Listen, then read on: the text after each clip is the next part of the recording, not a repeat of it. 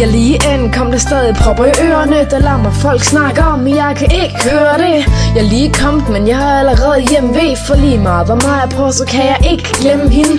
Det er så længe siden, så jeg har en trang til at se hende igen, men jeg kan ikke engang kontakte hende. Stresser rundt i fælles evig stress, jeg er i London, men stadig ikke tilpas eller tilfreds med dem, der er med mig, for det er hverken hende eller mine venner. Jeg læner mig godt tilbage i togsædet og smiler, mens jeg stadig tænker på hende og skriver videre. Hvorhen du går hen, og hvorhen du er, så vil jeg altid følge med dig. Du er det bedste jeg ved, og lige meget hvad, så vil jeg altid følge med dig.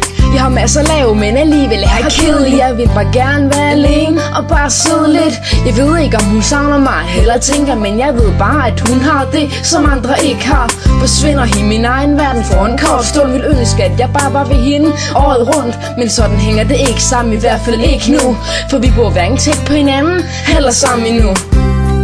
Hvorhen du går hen, og hvorhen du er, så vil jeg altid følge med dig. Du er det bedste jeg ved, og lige meget hvad, så vil jeg altid følge med dig.